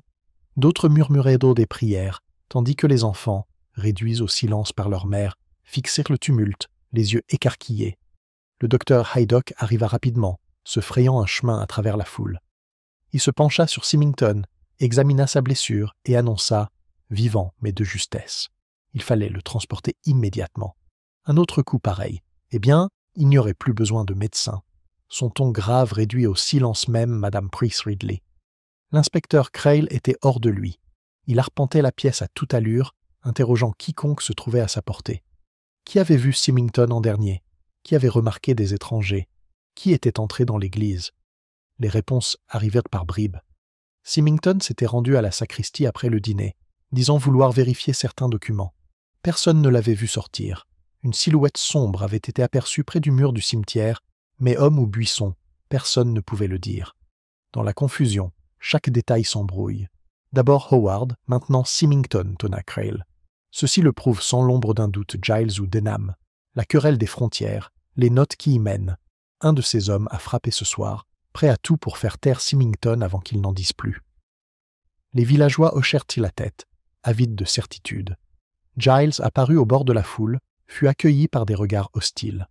Le colonel, lui aussi, se tenait immobile, la mâchoire serrée, tandis que des murmures l'entouraient comme des moucherons. Mais Miss Marple, bien qu'écoutée, ne partageait pas leur empressement. Le tableau n'était pas aussi net. Le bleu sur les tempes de Symington, comme celui d'Howard, était certes révélateur, mais les circonstances étaient différentes. Howard est mort, Symington avait pourtant vécu. Pourquoi cette différence? Question de hasard ou de volonté. Plus tard, après que Symington eut été transporté chez lui sous la surveillance du docteur Haydock, mademoiselle Marple s'attarda près de la sacristie. L'inspecteur était parti, toujours en râlant, la foule s'était dispersée et la nuit était profonde et silencieuse. Seul le léger grincement de la porte battante rompit le silence. Elle entra, ses yeux s'habituant à la pénombre. La pièce portait les marques d'une lutte acharnée, une chaise renversée, un tiroir entr'ouvert, des papiers éparpillés. Pourtant, au milieu de ce désordre, un détail retint son attention. Par terre, près du bureau, gisait un petit bouton en laiton, terne mais distinctif. Elle se pencha avec précaution et le ramassa. Non pas sur le manteau de Symington, elle avait remarqué ces boutons plus tôt, ronds et plats. Celui-ci était différent, orné, du genre qu'on voyait autrefois sur les uniformes ou les vestes de chasse d'antan. Elle le glissa discrètement dans son mouchoir. Les petites choses, se rappela-t-elle, racontent souvent les plus belles histoires. Le lendemain matin, St. Mary Mead se réveilla en proie à une fièvre de spéculation. C'était pour l'achever, déclara Madame Price Ridley. L'avocat en savait trop. Maintenant, il est réduit au silence, ou presque. Non, non, rétorqua mademoiselle Hartnell. C'était un avertissement pour nous tous. Quiconque parle pourrait être le prochain. Leurs voix s'élevaient par-dessus le tintement des tasses et le cliquetis de la porte de la poste, alimentant la panique qui s'emparait du village. Le colonel Denham, rouge de fureur, affronte Giles devant l'auberge. « C'est votre faute, monsieur. Vos satanés secrets ont semé le meurtre parmi nous. » Giles, pâle mais calme, rétorqua froidement. « Je n'ai rien à cacher. Mais vous, colonel, vous vous êtes disputé avec Howard. Peut-être avez-vous frappé plus fort que vous ne le souhaitez. » Les deux hommes s'affrontèrent, et seule l'intervention précipitée de M. Petrick évita les coups. La foule, cependant, avait déjà choisi son camp, murmurant sombrement en se dispersant.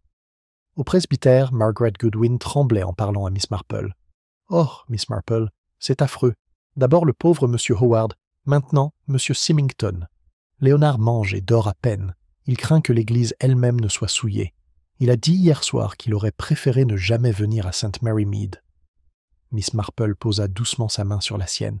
« Courage, ma chère. La vérité a une façon d'émerger. Et quand elle le fait, les ombres se dissipent. Pourtant, ses propres pensées étaient un peu plus sombres, car elle sentait que la main derrière ses coups était habile, délibérée et encore invisible. La cire, les éraflures, la boîte à biscuits, les billets déchirés et maintenant le bouton en laiton, tout pointait dans la même direction, faible mais persistant. Un motif se resserre de plus en plus.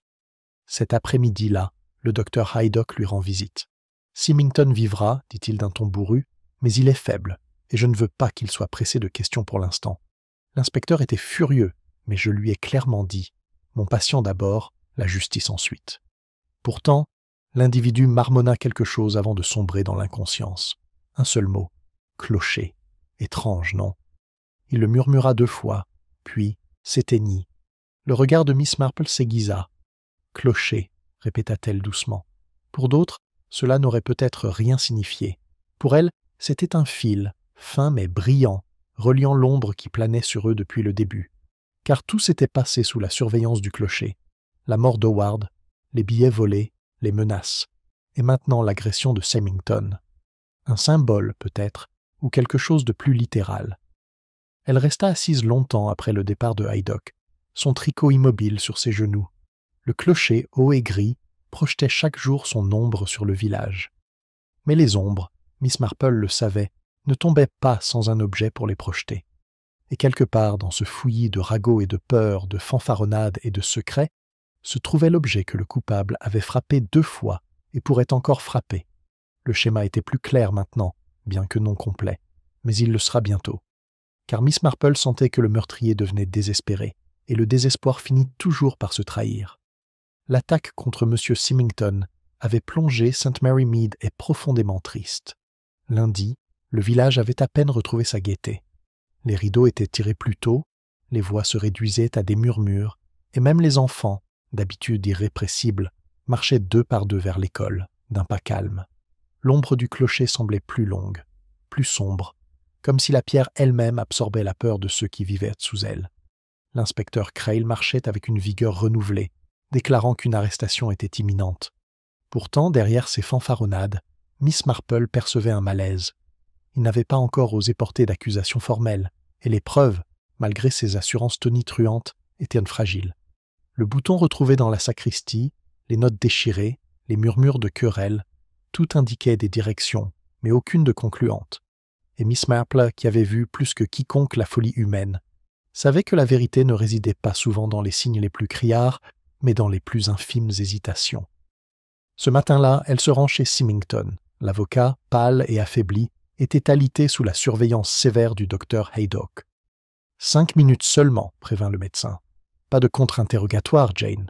C'est mon patient, pas votre témoin. » Miss Marple lui sourit gentiment, s'assurant qu'elle ne ferait que lui présenter ses respects. Elle s'assit près du lit, son sac à tricot soigneusement plié sur ses genoux. Le regard de Symington, quoique embrumé par la douleur, s'aiguisa à sa vue. « Miss Marple, murmura-t-il d'une voix rauque.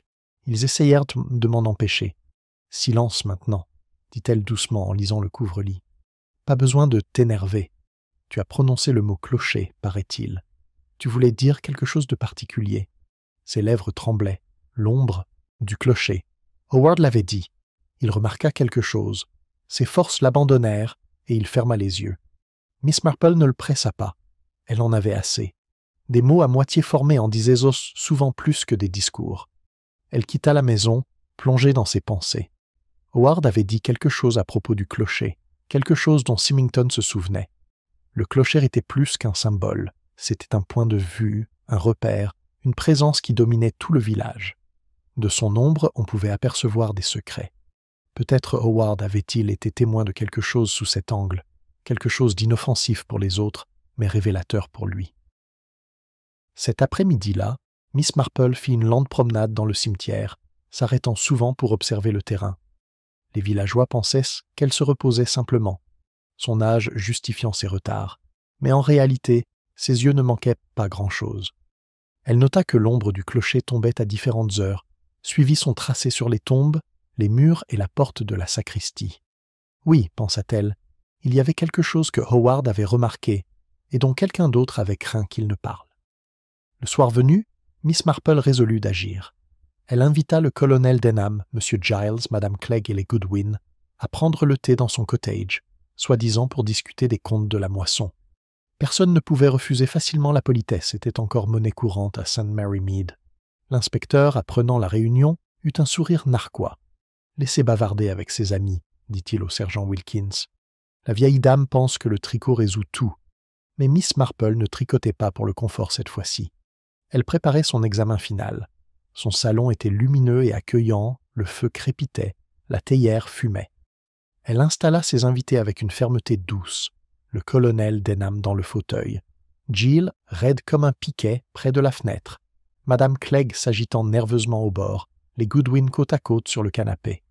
Elle-même était assise dans son fauteuil habituel, les aiguilles claquant doucement, l'air bienveillant. Elle parla d'abord d'Howard sur un ton empreint de douce réminiscence. Un homme fidèle, quoique peut-être très observateur pour son propre bien. Il remarquait des détails, voyez-vous, des choses que les autres oubliaient. Pourquoi fit-il même une fois remarquer, Madame Clegg, que la cire de bougie ne devait jamais couler sur le sol du cœur? Madame Clegg cligna des yeux, surprise. Mais oui, Miss Marple, il était exigeant sur ce genre de choses. Et il avait raison, poursuivit Miss Marple, les yeux rivés sur son ouvrage. De la cire mal placée suggère que quelqu'un bouge là où il ne devrait pas, qu'il apporte de la lumière là où il devrait y avoir des ombres. Tout comme une éraflure près d'une porte de sacristie suggère que quelqu'un part, précipitamment, de petites choses, peut-être. Mais Howard en a pris note. Il les notait. Le colonel Denham renifla. Des notes et des gribouillis. On peut écrire tout ce qu'on veut. En effet, Miss Marple acquiesça avec modération. Il parlait aussi de limites. D'une conversation avec vous, colonel, et avec M. Giles. Des choses si simples, des pierres sur un terrain, peut-être une clôture. Mais pour Howard, elles méritèrent d'être consignées, et ce fut sa perte. Parce que quelqu'un craignait ce que ces notes révélaient. Le silence régna. Giles serra les mâchoires, les poings du colonel. Madame Clegg se tord les mains. Les Goodwin restèrent figés. Les aiguilles de Miss Marple s'arrêtèrent. Elle leva enfin les yeux, son regard bleu perçant. C'est une chose curieuse, les boutons de cuivre. Ils racontent des histoires quand ils sont perdus. Un bouton retrouvé dans la sacristie, n'appartenant ni à Symington ni à Howard. Un bouton démodé provenant d'un manteau qu'on voit rarement de nos jours. Le genre qu'un homme pourrait porter pour préserver son image. Un colonel, peut-être. Denham se leva d'un bond, rouge de fureur. « Putain, madame, vous m'accusez? Accusatrice ?» Le ton de Miss Marple était doux. « Non, colonel. Simple observation. Mais je devrais peut-être ajouter que cette culpabilité se trahit souvent, non pas par les mots, mais par les réactions. Le coupable s'échauffe là où l'innocent reste froid. Le colonel ouvrit la bouche, mais aucun mot ne sortit.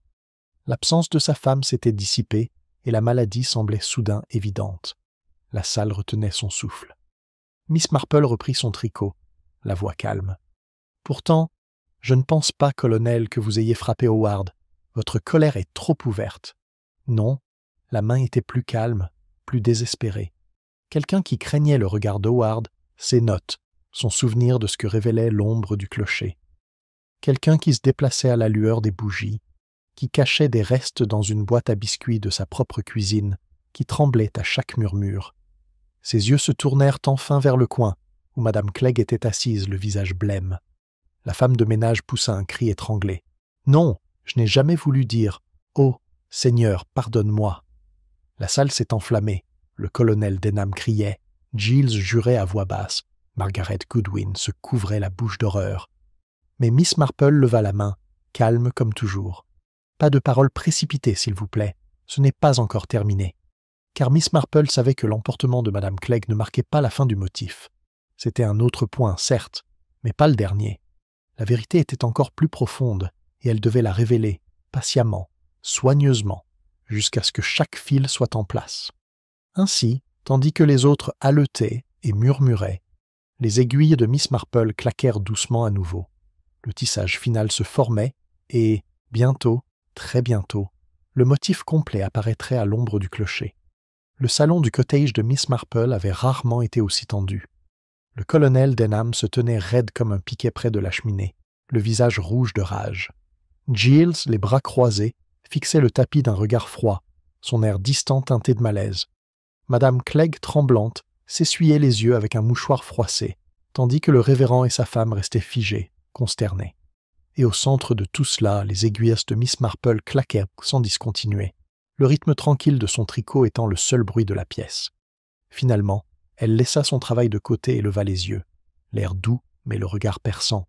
Il est temps, je crois, de rassembler les fils de cette malheureuse affaire, car ce sont des fils, et une fois tissés, ils forment un motif très net. Personne ne parla, même l'inspecteur Crail, arrivé en retard et maintenant attardé dans l'embrasure de la porte, le sergent Wilkins à ses côtés, se tut. La voix calme et douce de la vieille dame sembla attirer l'attention. « Voyez-vous, commença Miss Marple, M. Howard n'était pas un homme d'imagination, mais d'observation.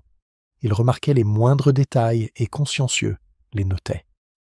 De la cire de bougie sur un sol où aucune bougie n'aurait dû couler. Une éraflure près d'une porte de sacristie. Des pierres qui bougent sur une ligne de démarcation. Il les voyait et les notait. Et ce fut, hélas, sa perte. Il avait vu, ou plutôt compris, quelque chose à propos de l'ombre du clocher. À une certaine heure de la journée, alors que le soleil était bas, l'ombre couvrait la limite entre le terrain du colonel et celui du cottage de M. Giles. Howard remarqua que la borne avait été déplacée et que l'ombre ne tombait plus là où elle aurait dû. Un détail pour certains, mais d'une importance juridique, comme M. Symington aurait pu l'expliquer. Les litiges fonciers ont déjà donné lieu à de nombreuses querelles. Elle marque une pause, le temps que les mots pénètrent. Le colonel Denham s'agita, mal à l'aise. La mâchoire de Giles se crispa davantage. Madame Clegg laissa échapper un léger gémissement. Howard, poursuivit Miss Marple, avait été précis. Il l'avait écrit jeudi limite Jill Denham. Il en avait peut-être même parlé, peut-être innocemment, à une ou deux personnes. Et quelqu'un, réalisant que ces notes pouvaient révéler leur légère altération, prit peur. Non pas du scandale, peut-être, mais de la dénonciation, de l'humiliation, de la perte de prestige. Et c'est ainsi que Howard fut réduit au silence, frappé en sacristie. L'inspecteur Crail aboya avec impatience. « Oui, oui, mais qui? Denham ou Giles? Lequel est ce, madame ?» Miss Marple le regarda avec bienveillance. Ni l'un ni l'autre, inspecteur. Les deux hommes avaient raison de s'offusquer de l'intervention d'Howard, certes, mais aucun n'emportait le véritable fardeau. Non, c'était celui qui avait entendu, celui qui connaissait les notes d'Howard, celui qui ne pouvait pas risquer d'être découvert, celui qui avait constamment accès à la sacristie, qui pouvait s'y glisser à des heures indues, et qui avait une boîte à biscuits dans sa cuisine pour y cacher les pages déchirées. Ses yeux se tournèrent vers Madame Clegg. La femme de ménage poussa un cri étranglé. « Non, je n'ai jamais voulu dire « Seigneur, pardonne-moi ». Le ton de Miss Marple était doux, presque compatissant. « Vous n'aviez pas l'intention de le tuer, j'en suis sûr. Peut-être vouliez-vous seulement le faire taire, lui arracher le carnet avant qu'il ne puisse faire des bêtises. Mais dans la bagarre, un coup fut porté et Howard tomba. Après cela, vous avez paniqué.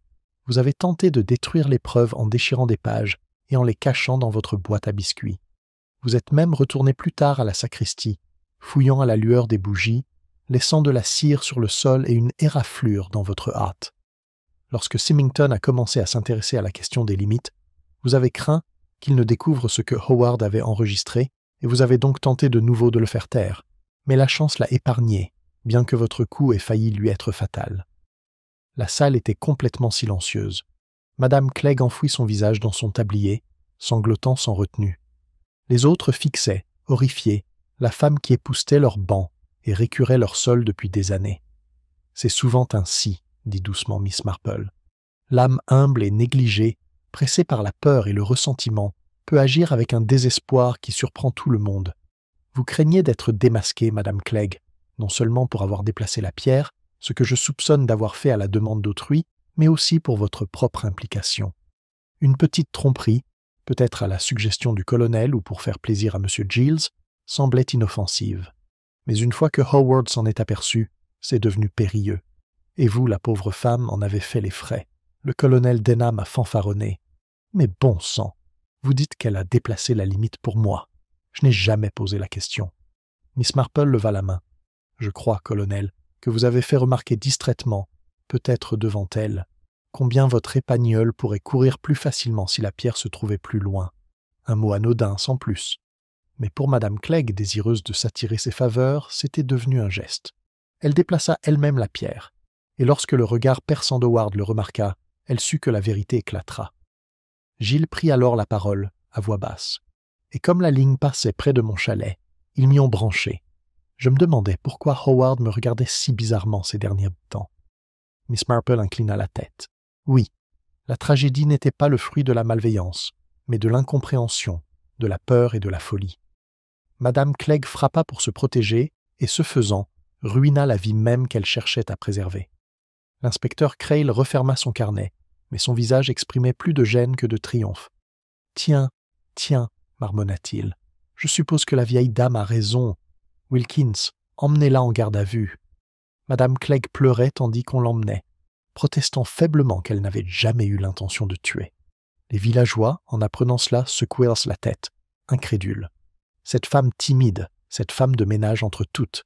Mais Miss Marple savait que ce n'était pas le cas. La nature humaine était infiniment surprenante, et la peur pouvait pousser même le plus humble à des actes désespérés. Dans les jours qui suivent, Sainte Marie Mead reprend peu à peu ses esprits. L'église rouvrit, ses cloches sonnèrent à nouveau, et les villageois reprirent leurs habitudes. Pourtant, un malaise persistait, comme la fumée après un incendie, car, si l'affaire était résolue, la certitude subsistait que le meurtre avait sévi parmi eux, non pas sous la forme d'un étranger ou d'un colonel fanfaron, mais aux mains d'une personne qu'ils avaient à peine remarquée. Au presbytère, Margaret Goodwin remercia Mademoiselle Marple, les larmes aux yeux. « Vous nous avez tous sauvés de tout soupçon, Miss Marple. Léonard peut enfin garder la tête haute. Le jeune vicaire lui-même dit simplement que Dieu vous bénisse, madame. » Le colonel Denham, assagi, murmura des excuses maladroites pour ses fanfaronnades. Giles reprit ses promenades solitaires, sa distance n'étant plus perçue avec suspicion, mais avec un respect circonspect. Et l'inspecteur Crail, bien que toujours pompeux, témoignait à Miss Marple une déférence renouvelée chaque fois qu'ils se croisaient.